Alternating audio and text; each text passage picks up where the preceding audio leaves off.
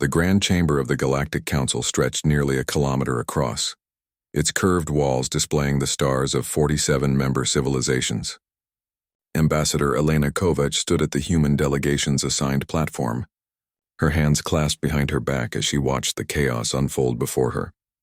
The emergency session had been called 3 days ago, when the Void Swarm crossed into the outer territories.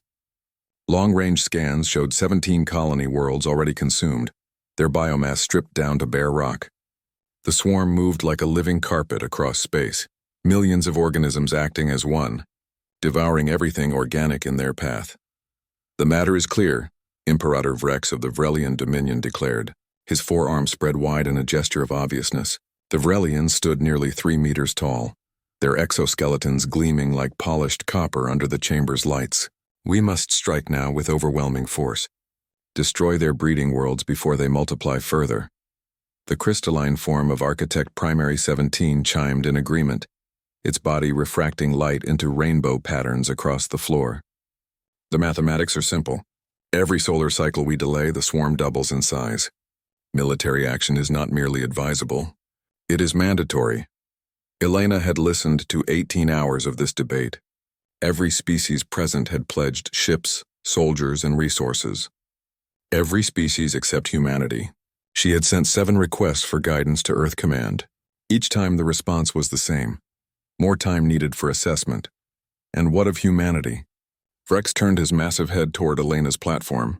His eyes, compound and multifaceted, caught the light like cut gems. "Your species claims a fleet of 300 vessels. Yet you offer nothing but delays and requests for additional data. The swarm does not wait for your comfort." Elena felt every eye in the chamber turn toward her. 47 species, hundreds of delegates, all watching the human response. She had prepared diplomatic responses, carefully worded statements about due diligence and proper assessment of threat levels. But before she could speak, Vrex continued. "Perhaps humanity has grown too comfortable behind its borders, too soft in its prosperity."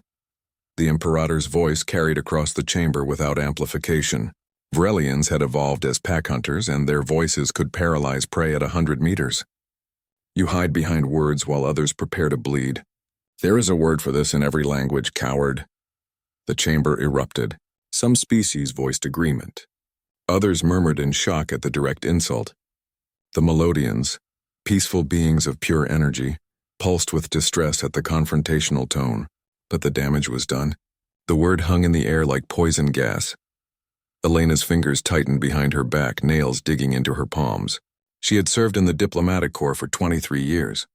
She had negotiated trade disputes, territorial conflicts, and cultural misunderstandings. She had been trained to never show anger, never let emotion compromise her position. But something in Vrex's tone, the casual dismissal, the certainty with which he judged her entire species, ignited something cold and hard in her chest. Ambassador Kovac, the council speaker, an elderly Xanthari whose scales had faded to pale silver with age, gestured toward her. "Does humanity wish to respond?" Elena took a breath, then another. When she spoke, her voice was perfectly level. "Humanity requests a 24-hour recess to consult with our government. We will have a formal response at that time." "A delay to craft more delays," Vrex said, not quite under his breath. "The request is granted," the speaker said quickly, before more insults could fly. "This council stands in recess for 1 solar cycle. We reconvene at the same hour tomorrow." The platforms began to empty as delegates filed toward the exits. Elena stood motionless, watching them go. She noticed how some species gave the human delegation a wide berth now, as if cowardice might be contagious. Others offered apologetic gestures, but no one approached to speak with her directly. Her assistant, Marcus Chen, materialized at her elbow once the chamber had mostly cleared. "That was a disaster. Earth Command is going to—" "Send me everything," Elena interrupted. "Ma'am, every file. Every classified document we have on human military history. Everything from the archives. Security level Alpha and below." Marcus's eyes widened. "Ambassador, those files are restricted for a reason. Some of that material is. It's not meant for public consumption. Especially not alien public consumption. Send it." Elena finally turned to look at him. Marcus took an involuntary step back. In all his years serving under Kovac, he had never seen that expression on her face. It was not anger exactly. It was something colder. Something that had decided, yes, ma'am, I'll have it transferred to your personal terminal within the hour. Elena walked back to the human delegation's quarters alone. The station that housed the Galactic Council was a marvel of cooperative engineering, with sections adapted to the environmental needs of dozens of species. The human section maintained Earth-standard gravity and atmosphere, a small bubble of home in the vast diplomatic complex. Her quarters were modest. A bedroom, an office, a small living space with a viewport showing the distant stars. She had lived here for 5 years since her appointment as chief ambassador. She had photos of her family on the desk. Her daughter's graduation, her son's wedding. Reminders of why she did this work, why maintaining peace mattered. The files arrived as promised. Hundreds of documents, thousands of images, restricted data that most humans would never see. Elena made coffee, something strong and bitter, and began to read. She started with the ancient history. The world wars, back when humanity still fought itself over territory and ideology. The casualty counts were staggering. 60 million dead in one conflict. Technologies invented solely to kill more efficiently. Atomic weapons that could erase cities in moments. She read about the Cold War, when 2 human nations held the entire planet hostage with enough nuclear weapons to destroy all life several times over. She read about smaller conflicts, proxy wars, and interventions. She read about the resource wars of the 21st century, when humanity nearly rendered its own planet uninhabitable, fighting over water and oil. The files included video footage. Elena watched soldiers charging across muddy fields into machine gun fire. She watched cities burning. She watched the mushroom clouds rising over Hiroshima and Nagasaki. She watched crowds celebrating victories built on mountains of corpses. Then came the more recent history, the files that made her security clearance necessary, after humanity had achieved fusion power and started colonizing the solar system. After the wars had finally ended and a unified Earth government emerged, the military had been restructured. Not disbanded, restructured. The weapons programs that had been developed in secret. The contingencies. The protocols with names like Ragnarok, Apocalypse, Final Solution. Technologies that human ethicists had protested. That had caused senior scientists to resign rather than participate. All of it carefully cataloged, maintained, and locked behind the highest security protocols. Elena read until her coffee went cold. Then she made more and kept reading. She read until the distant star outside her viewport began to lighten the sky. She read until she understood exactly what she needed to say. When Marcus arrived at dawn to brief her on the day's schedule, he found her still at her desk surrounded by holographic displays showing the worst moments of human history. "Ambassador, have you slept?" "No." Elena stood, her body stiff from sitting too long. "Contact Earth Command. Tell them I'm invoking Protocol 7. Marcus went pale. Protocol 7 allowed an ambassador to act with full authority in crisis situations, without waiting for approval. It was rarely used. "Ma'am, are you sure? Tell them I'm going to answer the Imperator's accusation. And Marcus, I'm going to need authorization to access the Prometheus files." "Prometheus?" Marcus's voice cracked. "Ambassador, those weapons are theoretical. We've never actually tested." "Yes, we have. 3 times. In deep space classified operations. The data is in Section 9 of the archives." Elena looked at her assistant with something approaching sympathy. "I need you to trust me." "Can you do that?" Marcus swallowed hard, then nodded. "I'll make the calls." Elena turned back to the viewport, watching the station come alive with activity as the new day began. In a few hours, she would return to that chamber. She would stand before the Galactic Council again, and she would teach them the difference between cowardice and restraint. She thought about her children back on Earth, about the billions of humans living their lives in peace, most of them never knowing how close their ancestors had come to extinction, about the choice humanity had made 2 centuries ago after the last war, to be better than their worst impulses. Rex had called them cowards. He thought he understood what that word meant. He thought he was insulting them. He had no idea what he had actually done. The grand chamber filled slowly as delegates returned for the second day of the emergency session. Elena noticed the difference immediately. Yesterday there had been urgency, purpose. Today there was curiosity. Word had spread through the station that the human ambassador had requested additional time, that she had something to say. Gossip traveled faster than light in diplomatic circles. She stood at her platform, a small data core in her hand. Marcus stood behind her, his face carefully neutral despite the sleepless night they had both endured. Earth Command had granted her request. Protocol 7 was active. She had full authority to speak for humanity. The Vrelian delegation entered last, as was their custom. Imperator Vrex moved with the confidence of a predator, his copper exoskeleton polished to a mirror shine. He did not look at the human platform as he took his place. The council speaker called the session to order. We reconvened to address the Void Swarm crisis. Ambassador Kovac, humanity requested this time to formulate a response. The council recognizes Earth. Elena connected the data core to her platform systems. Holographic projectors throughout the chamber hummed to life. She had spent hours preparing this presentation, choosing each image, each fact carefully. She would have one chance to change the narrative. Thank you, Speaker. Elena's voice carried clearly through the chamber. Before we discuss humanity's military commitment, I must address yesterday's accusation. Imperator Vrex called my species cowards. He suggested we hide behind our borders while others fight. He believes our hesitation comes from fear of the enemy. Vrex's mandibles clicked together, a Vrelian expression of satisfaction. He thought she was conceding. He is partially correct, Elena continued. We are afraid, but not of the Void Swarm. The first hologram appeared above the chamber's center, a muddy field, barbed wire stretching to the horizon, soldiers in primitive uniforms huddled in trenches. The image was in black and white, ancient by galactic standards. This is Earth, approximately 400 years ago. We called it the First World War. It lasted 4 years. 16 million humans died. We invented new ways to kill each other. Poison gas, machine guns, artillery that could level cities.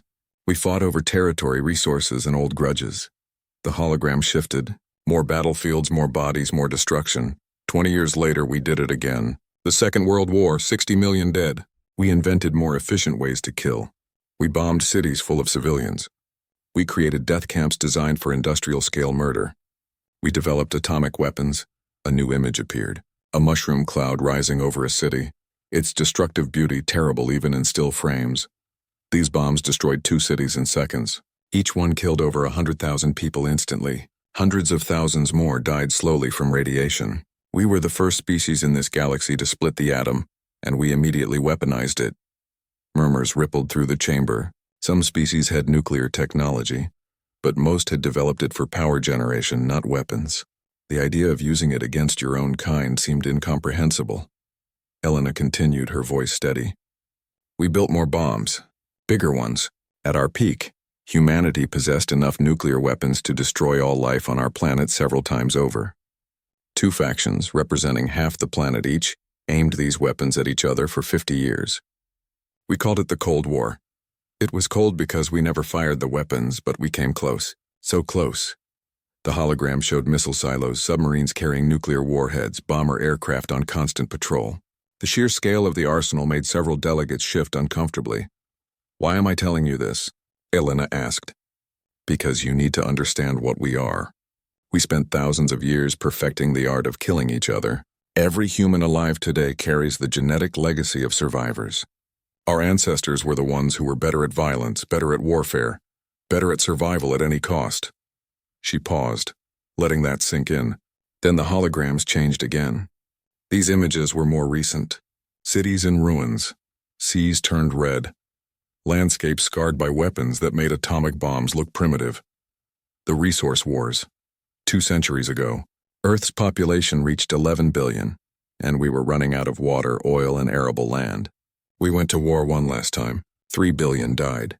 We poisoned our own atmosphere. We melted the ice caps. We almost made our world uninhabitable, almost exterminated ourselves. The crystalline architect Primary 17 spoke its voice like wind chimes. Surely this is ancient history. You have evolved beyond such brutality. Have we? Elena asked. That is the question that keeps us awake at night. After the resource wars, the survivors united. We formed a world government. We swore we would never war among ourselves again. We developed fusion power, healed our planet, and reached for the stars. We joined the Galactic Council 50 years ago. You welcomed us as equals. She looked around the chamber, meeting the eyes of delegates from dozens of species. But we remember what we were. Every human child studies this history. We call it the Red Century, the time when we almost destroyed ourselves. We teach it so we never forget. And we ask ourselves every day, are we really better or are we just pretending? Fascinating anthropology, Breck said, his tone dismissive. But it does not answer why you refuse to commit forces against the swarm. All species have violent pasts. The Vrelian clans fought for dominance for 10,000 years before unification. This is the nature of evolution. Elena smiled, and there was no warmth in it. You think we refuse because we lack the capability. You think we are weak. Let me show you what humanity has been building while we pretended to be peaceful. The holograms changed again. These images were classified, marked with security protocols. Marcus had needed authorization from Earth Command itself to release them. Our official fleet consists of 300 vessels, cruisers, carriers, defensive platforms. What we show you in joint exercises and patrol data, Elena's voice hardened. That is a lie. A comfortable lie we tell so we can sleep at night. The hologram showed shipyards hidden in asteroid belts, massive construction platforms drifting in the space between stars, thousands of vessels in various stages of completion. We have 2,000 combat-capable ships. We have manufacturing capacity to build 50 more per month. We have weapons that violate 6 different Galactic Council treaties. Weapons we developed and then banned ourselves from using because they were too terrible. The chamber exploded in shocked voices. Delegates shouted questions.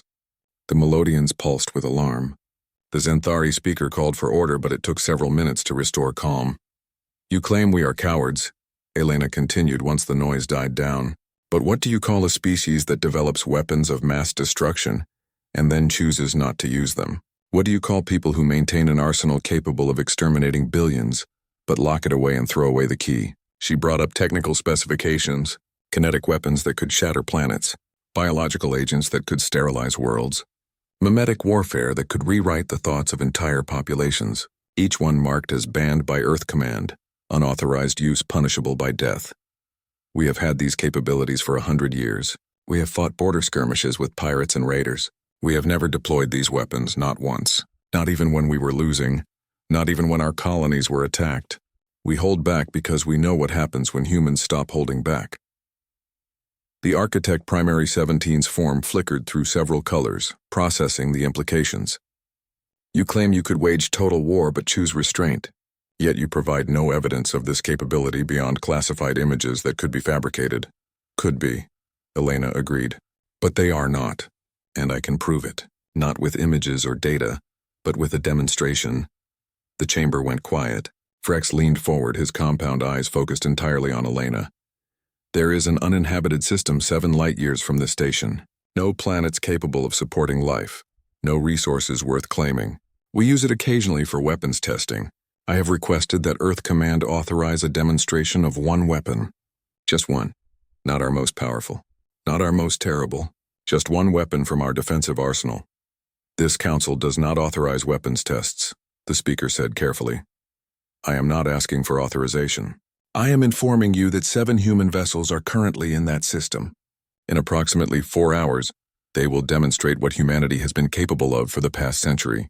You may observe via long-range sensors if you wish, or you may take my word for it. Elena looked directly at Vrex. You called us cowards, Imperator. You suggested we lack the courage to fight. Come watch what happens when humans decide that restraint is no longer necessary. Then you can decide if cowardice is really our problem. She disconnected the data core and stepped back from the podium. The chamber erupted in chaos once more, but Elena did not hear it. She was already walking toward the exit, Marcus hurrying to keep up. Behind her she could hear delegates arguing, shouting questions, demanding explanations. Let them argue. In 4 hours they would understand. In 4 hours the galaxy would learn what humanity had been hiding. The observation deck of Council Station Unity 7 was designed to accommodate multiple species simultaneously. Environmental fields kept atmospheric pressure and temperature appropriate for each delegation's biology. Transparent aluminum viewports stretched across the forward wall, offering a view of the surrounding space. Today that space was filled with watching eyes. Elena stood near the front of the crowd, her hands clasped in front of her. She had changed from her formal diplomatic robes into a simple Earth Fleet uniform, navy blue with minimal insignia. If she was going to show the galaxy what humanity could do, she would do it as what she was, a former fleet officer who had chosen diplomacy over warfare. Behind her, the observation deck had filled with representatives from 40 of the 47 council species. Only the most isolationist members had declined to attend. Curiosity, fear, or simple diplomatic obligation had drawn the rest. Imperator Vrex stood 20 meters to her left, surrounded by his honor guard. The Vrelians were warriors to their core. They had evolved as apex predators, conquered their home world, and expanded across 6 star systems before encountering other species. They understood violence. That was why Vrex's challenge had stung so deeply. He thought he knew what strength looked like. Sensors show 7 human vessels in the target system, Marcus said quietly, reading from a datapad. Designations are as follows: Strike Frigate Thermopylae, Defense Cruiser Alamo, Carrier Dunkirk, Science Vessel Chernobyl, Hospital Ship Verdun, Destroyer Marathon, and Command Ship Masada. Elena noticed several delegates glancing at each other, confused by the names. They were human battles, human disasters, human last stands. Every ship in the human fleet was named after a moment when humanity had fought to the last breath. It was another message, though few here would understand it yet. The Architect Primary 17 materialized beside Elena, its crystalline form refracting the viewport's light into rainbow patterns. Ambassador, this demonstration is unnecessary. We do not doubt humanity possesses weapons. All civilized species do. You doubt the scale, Elena replied. You think we are exaggerating our capabilities to save face after the Imperator's insult. This is not about face. This is about understanding. Understanding what? Why we hesitate to make war. A holographic display appeared in the center of the observation deck, showing a tactical view of the target system. 7 human ships formed a loose formation around the system's 4th planet, a dead rock with no atmosphere and no resources. It had been used as a target before. Its surface was scarred from previous weapons tests by various council species. Attention, all observers, a voice announced through the deck's communication system. It was Admiral Zhao, commander of the human demonstration fleet. Elena had served under her 15 years ago, before her transfer to the diplomatic corps. This is Admiral Zhao of the Earth Defense Force. We are preparing to demonstrate a single defensive weapon from humanity's arsenal. The weapon is designated Prometheus Mark 7. It is classified as a planetary denial system. Planetary denial? One of the Melodian delegates pulsed with confusion. What does this mean? It means, Elena said quietly, if we cannot hold a planet, we ensure no one else can either. The tactical display zoomed in on the target planet. One of the human ships, the Destroyer Marathon, moved into position approximately 50,000 kilometers from the planet's surface. The ship was small by galactic standards, barely 200 meters long. It looked insignificant against the bulk of the dead world below. Weapons authorization required. Admiral Zhao's voice came through again. Command ship, verify firing order. Verified. Authorization code Alpha 7 Tango. Weapons free on designated target. There was a pause. Elena had asked for this pause specifically. She wanted everyone watching to understand that what came next was not accidental, not impulsive.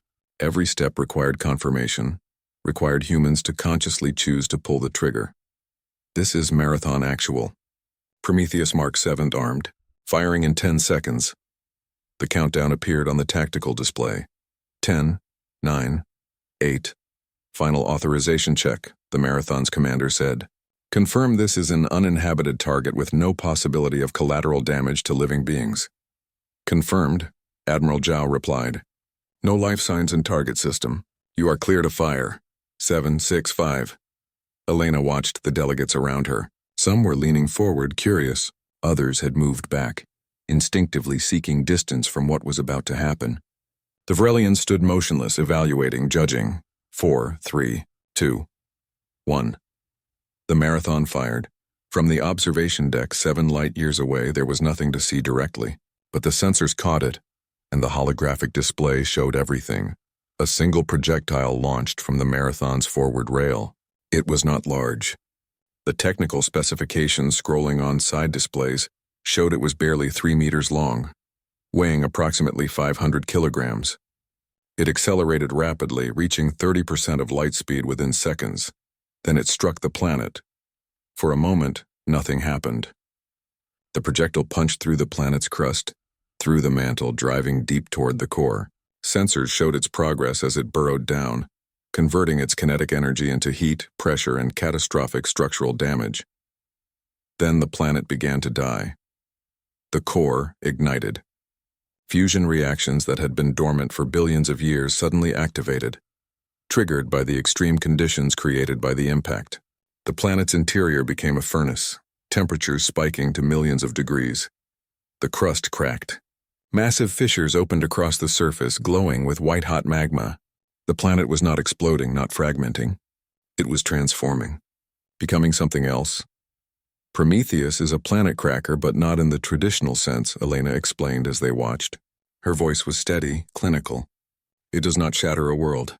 It ignites it, turns the core into a temporary fusion reactor. The planet becomes a star.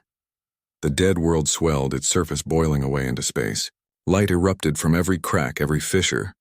Within minutes, the rocky planet had transformed into a brilliant sphere of fusion fire, burning with the intensity of a small sun. Duration of reaction: approximately 4 standard days. Elena continued. After that, the fusion will consume all available fuel and the planet will collapse. What remains will be a dead core, radiating heat for centuries, completely uninhabitable, completely unusable for resources, denied to all parties. The observation deck was silent. Even the translator devices seemed to hesitate, as if struggling to find words. Elapsed time from firing to ignition: 4.7 minutes, Admiral Zhao's voice reported. This concludes the demonstration. Marathon returning to fleet formation. The holographic display continued showing the burning planet. It looked almost beautiful in a terrible way. A world that had been cold and dead for eons, now briefly alive with nuclear fire before its final death. That is your defensive weapon? Rex's voice broke the silence. The Imperator moved forward, his exoskeleton clicking with each step. You turn planets into stars to deny them to enemies? One of our defensive weapons, Elena corrected. We have others. Some create quantum instabilities that age a planet's star by millions of years and minutes. Some deploy biological agents that break down all carbon-based matter. Some simply redirect asteroids to cause extinction-level impacts. Prometheus is actually one of the gentler options because it leaves no radiation. No toxins, no lasting contamination beyond heat. Gentler, 17 repeated, its crystalline voice cracking like breaking glass. You call this gentle? Compared to what else we have? Yes. Elena turned to face the crowd. We have had these weapons for 100 years. A century. We have fought border skirmishes, defended our colonies from raiders, and engaged in 3 separate conflicts with hostile species. We have never used these weapons, not once. Not even when we were losing ground. Not even when our people were dying. She pulled up another display, showing human military engagements over the past century. Small-scale conflicts, carefully controlled. Casualty numbers that seemed almost restrained compared to the carnage of human history. Every time we go to war, we hold back. We use conventional weapons. We target military assets only. We accept surrender immediately and treat prisoners according to Galactic Convention standards. We stop the moment the shooting stops. Do you know why? No one answered. Because we know what happens if we do not hold back. We have seen it. We have lived it. Our history is painted in the blood of billions who died because humans decided that total victory was more important than restraint. We built weapons that could exterminate all life on Earth, and we almost used them. We came within hours of destroying ourselves completely. Elena's voice grew harder, colder. So yes, we hesitate before committing to war. Yes, we ask for time to assess, to evaluate, to ensure we are not making a mistake. Because once we start, once we decide that the threat is real enough to justify unleashing what we are capable of, we will not stop. We cannot stop. It is not in our nature. She looked directly at Vrex. You called us cowards, Imperator. You thought our hesitation was weakness. But we are not afraid of the Void Swarm. We are afraid of ourselves, afraid of what we will do to stop them. Afraid that once we open that door, we will not be able to close it again. The Grand Chamber had never been so chaotic. Elena stood at the human platform, watching as 47 species descended into panic, confusion, and desperate calculation. The demonstration had concluded 2 hours ago. The emergency session had been called immediately after. The Melodians were pulsing in rapid, distressed patterns, their energy forms flickering between colors. They were pacifists by nature, and the display of human weapons technology had shaken them deeply. 3 of their delegates had already withdrawn to their quarters, unable to process what they had witnessed. The architects had formed a cluster in one corner of the chamber, their crystalline bodies pressed together, as they shared data at speeds too fast for organic species to follow. They were recalculating everything. Threat assessments, trade relationships, defense strategies. Humanity had been a known quantity in their equations. Now those equations had been torn apart. The Vrelians were silent. That was somehow worse than if they had been shouting. Vrex stood at his platform, all forearms crossed, his compound eyes fixed on Elena with an intensity that would have been threatening if she had anything left to fear. She had just shown the galaxy that humanity could turn planets into stars. Vrelian intimidation tactics seemed almost quaint by comparison. Order! The Zenthari speaker struck the resonance chime 3 times, its clear tone cutting through the noise. This council will come to order. Slowly, gradually, the chamber quieted, but the tension remained, thick enough to choke on. Ambassador Kovac, the speaker said, and Elena heard the strain in the old Zenthari's voice. You have revealed information that fundamentally changes this council's understanding of human military capability. Several member species have filed formal complaints, citing violations of the Weapons Disclosure Treaty. Others are demanding immediate inspections of human military facilities. The council requires an explanation. Elena had prepared for this. She had spent the past 2 hours with Marcus and a team of lawyers from Earth, crafting responses to every possible accusation. But now, standing in the chamber, she decided to abandon the diplomatic script. We did not violate the Weapons Disclosure Treaty, she said simply. That treaty requires disclosure of weapons systems intended for use against Council species. We have never intended to use these weapons against any Council member. They are strategic deterrents designed for existential threats only. Semantics, one of the architect delegates chimed. You concealed military capabilities that exceed the combined arsenals of 20 Council species. This is a fundamental breach of trust, is it? Elena asked. We concealed capabilities while maintaining peaceful relations with all Council members for 50 years. We never threatened anyone. Never used our hidden weapons to gain advantage in trade negotiations or territorial disputes. We could have demanded anything we wanted and you would have had no choice but to comply. We did not. Because you feared exposure, suggested the Melodian prime harmonist, its voice a soft pulse of accusation. Because we did not want to need them, Elena corrected. Every weapon we have built is a weapon we hope never to use. That is not the thinking of conquerors. That is the thinking of people who have been traumatized by their own capacity for violence. A new voice cut through the chamber, deep and resonant. Ambassador Kovac speaks truth. Every eye turned to Imperator Vrex. The Vrelian leader moved to the center of the chamber, his movements deliberate and formal. This was a position of significance in Council protocol, used only for statements of grave importance. I insulted humanity, Vrex said. I called them cowards. I believed their hesitation came from weakness, from lack of martial spirit. I was wrong. The chamber went silent. Vrelians did not admit error easily. Their culture valued strength, decisiveness, and pride above almost everything else. For an imperator to publicly acknowledge a mistake was unprecedented. I have spent the past hours reviewing human military history, provided by Ambassador Kovac's staff. I have studied their wars, their weapons development, their near extinction through self-inflicted catastrophe.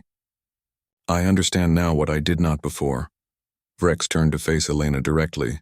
Then, in a gesture that made several delegates gasp, he lowered himself into a crouch, bringing his head level with hers. It was the Vrelian gesture of acknowledgement, given from warrior to warrior when one recognized superior skill or courage. It takes no courage to bare your claws, Vrex said. Any predator can do this. It takes no courage to fight when fighting is your nature, but to be a species forged in violence, shaped by war, capable of planetary destruction, and to choose restraint. To keep those claws sheathed year after year while others call you weak, that is courage I did not know existed. He rose back to his full height. I withdraw my accusation of cowardice. Humanity is not afraid to fight. They are afraid of what they become when they fight.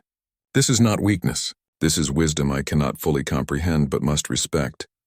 Elena felt something in her chest loosen slightly. She had not realized how much the insult had wounded until now, hearing it withdrawn.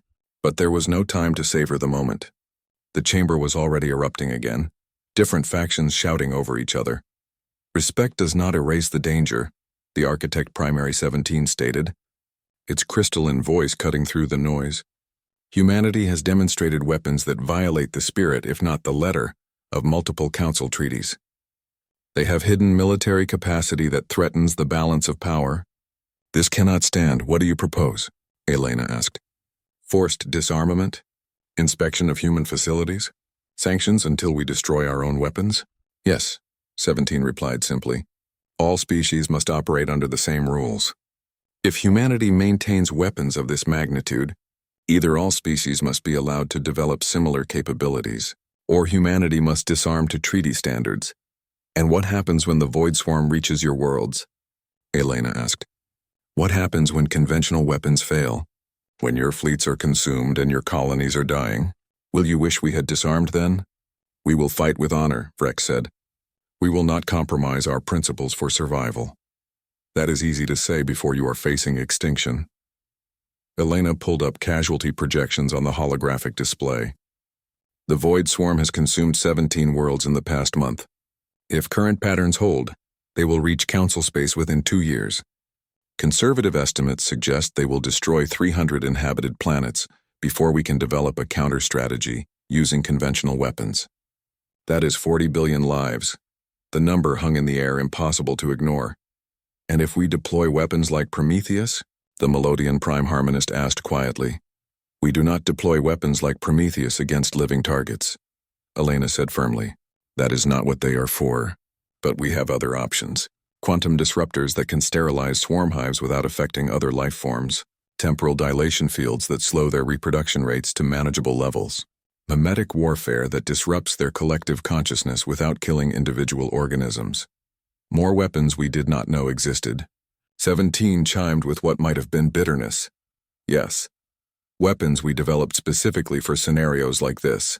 Threats that cannot be reasoned with, cannot be negotiated with, cannot be stopped by conventional means. Elena looked around the chamber. We are not the monsters you fear. We are the monsters who learn to fear themselves. And because we fear what we can become, we have spent a century preparing to fight threats like the Void Swarm without becoming genocidal ourselves. Pretty words, one of the smaller species delegates called out. But actions speak louder. How can we trust you? You have trusted us for 50 years without knowing what we really were, Elena replied. We could have revealed our capabilities at any time. We could have used them to dominate the council, to extract concessions, to build an empire. We did not. We came to you as equals, respected your laws, contributed to collective defense, and asked only to be left in peace. That is not the behavior of a species planning conquest. It is the behavior of a species planning to strike when the moment is right, the Architect delegate countered. If we wanted to strike, we would not have told you what we have. Elena's patience was wearing thin. I revealed our capabilities because the Imperator insulted my species, yes. But more than that, I revealed them because you need to understand what is at stake. The Void Swarm is not a conventional military threat. It is an extinction event, and stopping it requires weapons you do not have, cannot develop in time, and apparently do not trust us to use responsibly. So what do you propose? The speaker asked. Humanity fights alone while the rest of us wait to see if you destroy the swarm or become the swarm? No, Elena said. I propose a joint command structure. Vrelian forces provide conventional military strength. They are warriors without equal in known space. Human forces provide strategic weapons and technology. Other species contribute according to their capabilities. But with one condition, and that is, human weapons of planetary scale remain under human control, with authorization required from both Earth Command and a Council Oversight Committee. We do not fire until both agree the threat justifies it. No single species makes the decision to use weapons that can turn worlds into stars.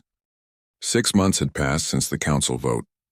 Elena stood on the observation deck of the EDFN Masada, watching the stars stream past as the fleet made another jump toward the front lines. The war against the Void Swarm had changed everything, but perhaps not in the ways anyone had expected. Admiral Zhao appeared beside her, 2 cups of coffee in hand.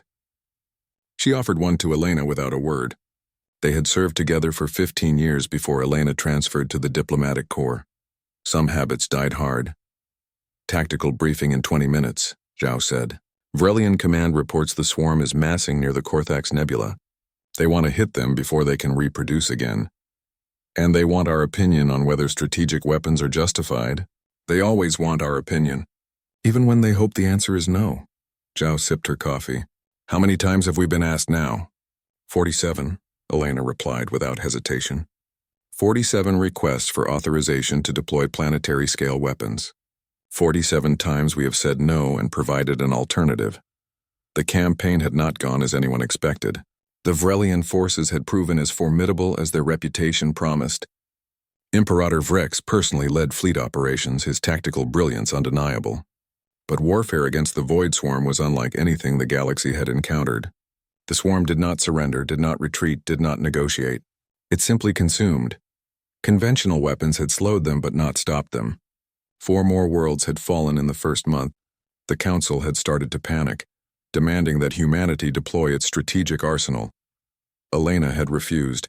Instead, she authorized something else. Human forces arrived at endangered worlds not with planet crackers but with evacuation fleets. Hospital ships like Verdun pulled wounded from destroyed colonies. Science vessels like Chernobyl studied the swarm's biology, looking for weaknesses. And human negotiators did something the swarm's previous victims had never attempted. They convinced populated worlds to evacuate before the swarm arrived. It is wasteful, Vrex had argued in their first strategy meeting. These worlds have resources, defenses, strategic value. We should fight for them. And lose millions defending the indefensible? Elena had countered.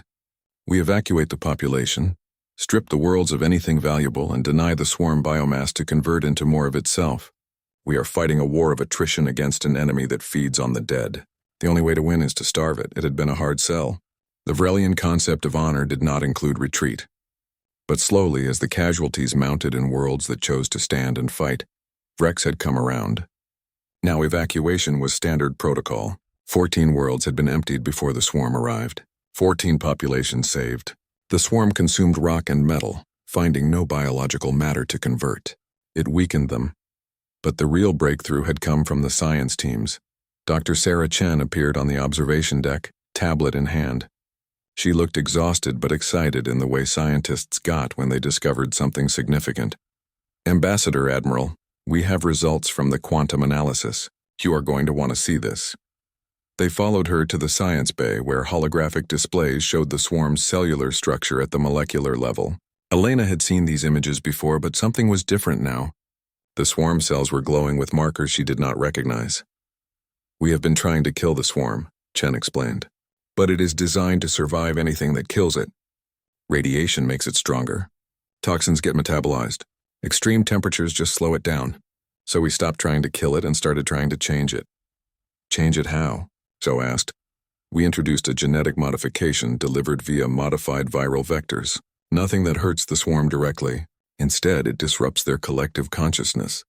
Individual organisms can still function, but they cannot coordinate. They cannot swarm. Chen pulled up battlefield footage from the Corthax Nebula. The swarm was there, millions of organisms, but they were not moving in the characteristic wave pattern. They drifted separately, individuals instead of a unified threat. It is spreading through the population exponentially. Every organism we modify becomes a carrier. Within 3 months, the entire swarm will be disconnected. They will still exist, but as individual creatures, not as a devouring wave. Containment becomes possible. Elena stared at the footage. You are not killing them. You are curing them, in a way. The individual organisms are not inherently hostile. They are just following the commands of the collective consciousness. Remove that and they become neutralized. We can relocate them, study them, maybe even find a way for them to exist without consuming entire planets. It was elegant. It was human. Instead of extermination, transformation. Instead of genocide, rehabilitation. It was the kind of solution that would have been impossible if humanity had deployed its weapons of mass destruction immediately. The tactical briefing 20 minutes later was almost anticlimactic. Rex listened to Chen's presentation, his compound eyes fixed on the data. When she finished, he was silent for a long moment. We could have burned them from the sky, he finally said. Your weapons could have sterilized their breeding worlds, turned their hives to ash. This war could have been over in weeks. Yes, Elena agreed. And we would have killed trillions of individual organisms that were not truly responsible for their actions. We would have used weapons that cannot be unused, crossed a line we can never uncross, and we would have taught the galaxy that when humans are threatened, we choose extermination. Is that not what war is? Not our wars. Not anymore. Elena looked at the Vrelian commander. You called us cowards because we hesitated to fight. You did not understand that hesitation is how we stay human.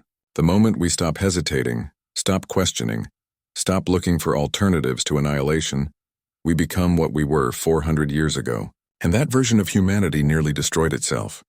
Vrex's mandibles clicked thoughtfully. You fight a war against yourselves as much as against the swarm.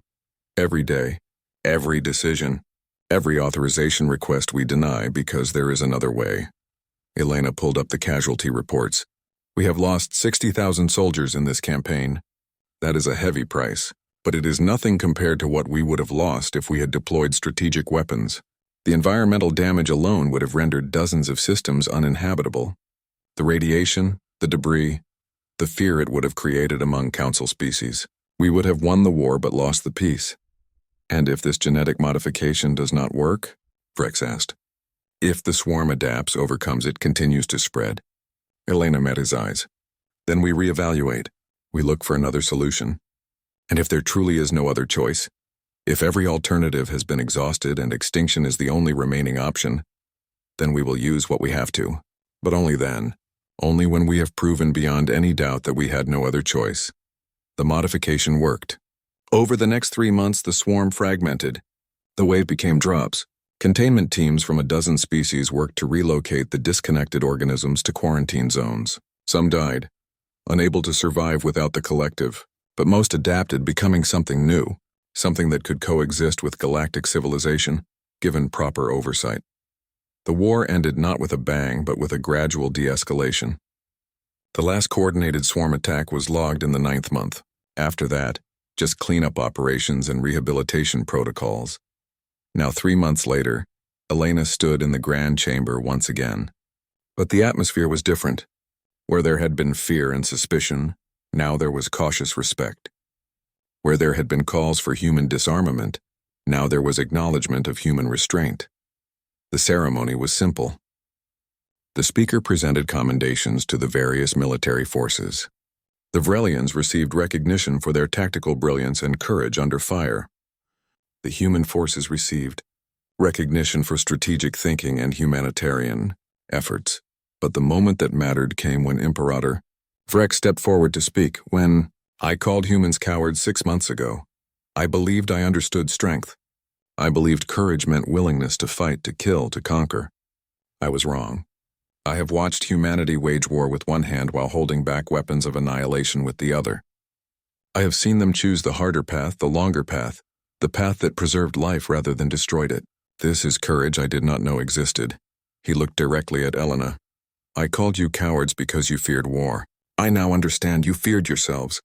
You feared becoming what you once were, and that fear, that self-awareness, that constant struggle to be better than your own nature, that is the greatest strength I have ever witnessed. The chamber erupted in what might have been applause, or might have been relief, or might have been the collective exhale of 47 species realizing they had not made a terrible mistake by trusting humanity. Later, back in her quarters, Elena stared out at Earth, visible in the distance. Marcus brought her the official reports. Human forces were being withdrawn gradually. The Prometheus weapons and their sister systems remained locked, unused, a threat that had never needed to materialize. Do you think they understand? Marcus asked. Really understand what we did? Some do, Vrex does, I think. He has been studying human history obsessively since the demonstration.